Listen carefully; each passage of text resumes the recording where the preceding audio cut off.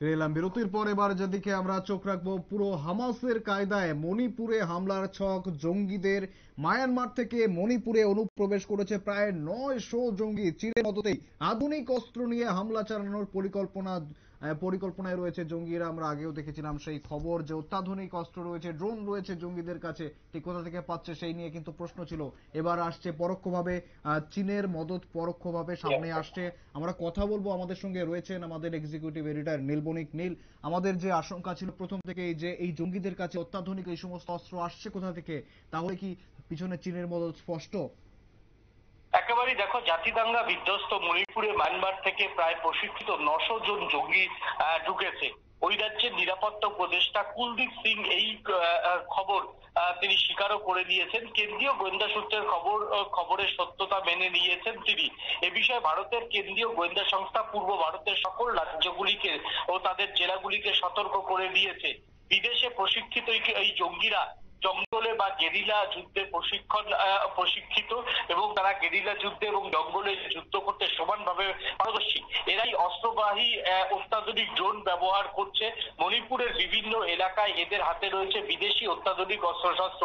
মণিপুরের নিরাপত্তা উপদেষ্টা কুলদীপ সিং সাংবাদিকদের কাছে আরো বলেন, গোয়েন্দা রিপোর্টকে লঘুভাবে নেওয়া হচ্ছে না।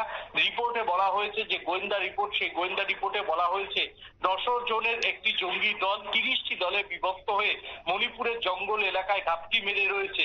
প্রতি দলে প্রায় 30 জন করে জঙ্গি রয়েছে। শুধু তাই নয়, সেপ্টেম্বরের শেষ সপ্তাহে অথবা 28 তারিখের আশেপাশে তারা মিলিতভাবে একটি গ্রাম, বিভিন্ন যে গ্রাম, সেই গ্রামগুলিতে সশস্ত্র ড্রোন ও রকেট হামলার চালানোর ছক বসেছে। গোয়েন্দা রিপোর্টে ইতিমধ্যেই রাজ্যের সমস্ত জেলার পুলিশ সুপারদের কাছে পাঠিয়ে দেওয়া হয়েছে। এ বিষয়ে দক্ষিণ মণিপুর ভারত মায়ানমার সীমান্ত এলাকার জেলাগুলিকে বিশেষভাবে সতর্ক করা হয়েছে। মোতায়েন করা হয়েছে অতিরিক্ত সেনাবাহিনী।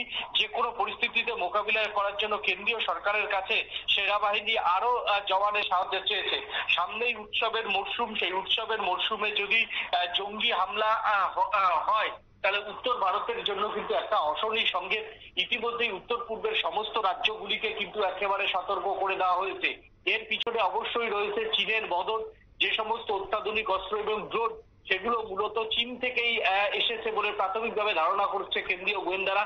এবং কেন্দ্রীয় গোয়েন্দারা ইতিমধ্যেই যে জঙ্গি গোষ্ঠী, সেই জঙ্গি গোষ্ঠীর বিশেষ কিছু অডিও টেপ তাদের হাতে এসে পৌঁছেছে এবং সেইগুলো এবং স্যাটেলাইট ব্যবহার করে কেন্দ্রীয় গোয়েন্দারা কিন্তু বড় জঙ্গিদের উপস্থিতির কথা জানতে পেরেছে। এখন এই জঙ্গিদের টার্গেট কি শুধু মণিপুর না পুরো উত্তর পূর্ব ভারত, সেটা অবশ্য এখনো পর্যন্ত খোলসা করেনি কেন্দ্রীয় গোয়েন্দা সংস্থা। তবে হামাসের কায়দায় মণিপুরে হামলার ছক কষেছে জঙ্গিরা। প্রায় 900 জন জঙ্গি 30টি দলে ভাগ হয়ে এই হামলা চালাতে পারে বলে জানানো হচ্ছে। এই মুহূর্তে মণিপুরকে বাঁচাতে আবার কিন্তু মণিপুরে সার্জিক্যাল স্ট্রাইক যে দরকার, সে কথা কিন্তু বারবার উঠে এসেছে। এবং এখন দেখার যে কেন্দ্রীয় সরকার মণিপুরের সাধারণ মানুষকে বাঁচাতে বা মণিপুর গেছা, অসম, মেঘালয় এই রাজ্যগুলি, মিজোরাম এই রাজ্যগুলি বাঁচাতে মণিপুর সরকার এখন কি ব্যবস্থা নেয়, এখন কিন্তু সেটাই দেখার। একেবারে ধন্যবাদ নীল। আমাদের এক্সিকিউটিভ এডিটর নীল বণিক জানাচ্ছিলেন একদম গেরিলা যুদ্ধের প্রশিক্ষণ প্রাপ্ত 900 জঙ্গি কিন্তু ইতিমধ্যেই মায়ানমার থেকে মণিপুরে প্রবেশ করেছে, যে কারণে স্বাভাবিকভাবে চিন্তা বাড়ছে কেন্দ্রীয় সরকারের। ফিরে আসছে একটি বিরতির পর, সঙ্গে থাকুন।